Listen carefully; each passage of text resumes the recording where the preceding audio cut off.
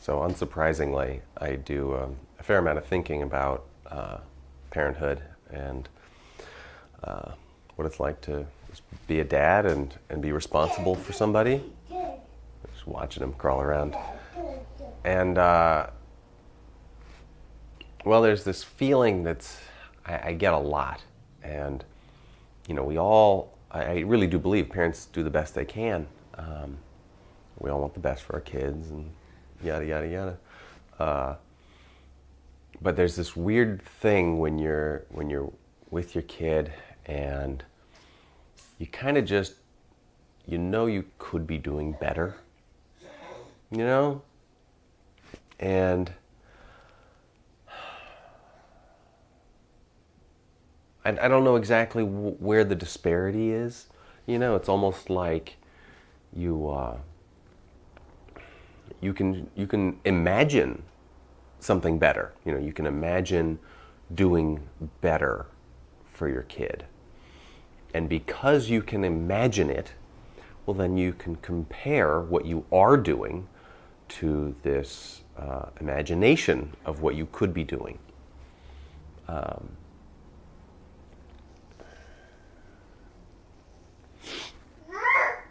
And I don't think that, you know, I get a whole lot from being hard on myself about that. But I gotta wonder. Heard an odd sound. It's one thing, you're always like, you hear something, you're like, what was that? Okay, I gotta show you. He's just too cute. Oh God, my camera can't focus on anything. Hey, little buddy. Hi.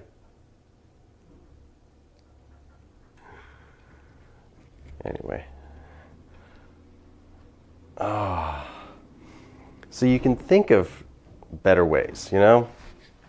It's like, oh, I should be in a better environment for him. Whatever that might be for you. You know, you have an idea of an ideal environment for a child to develop in.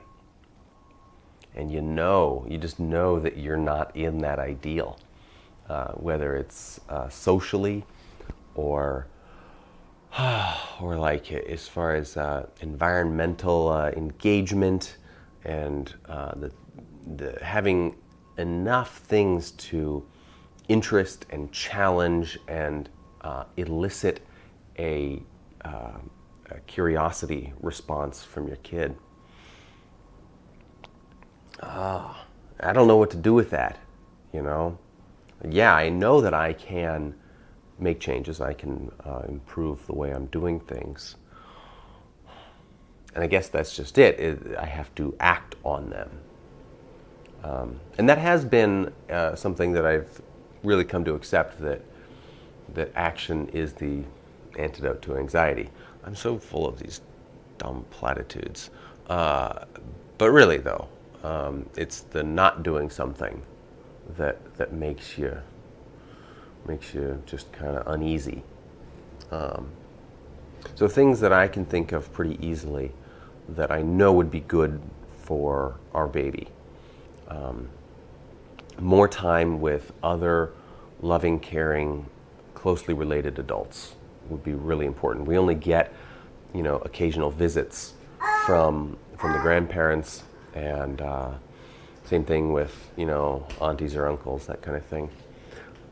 It's just too infrequent, you know, and I grew up with that, with relatively infrequent other close humans, and I definitely want it to be better for him. I think he should be around kids more, you know, little kids, little babies his age or just slightly above his age. And I want him to be in an environment where he can safely explore and experiment without me, hi there, buddy, without me stopping him constantly to be like, oh no, don't touch that, you know, because I don't want him to break it or hurt himself or something. And so I want him to be able to perform his little experiments and find out the way all of this stuff works without a whole lot of helicoptering. And it's really hard to do that in a house. I kind of think outdoor environments are really ideal for that because, they can kind of pick up anything and smash it and tear it apart and whatever, and it's okay.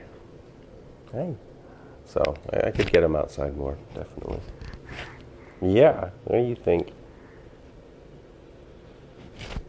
Yeah. All right. I think I'm going to call it there. Still fighting Rona. I know it's only been a couple of days, but I'm already over it, and I'm very thankful that this isn't like the early days before the vaccines and people were sick for a few weeks or something. So thankful for that. All right. Have a good day.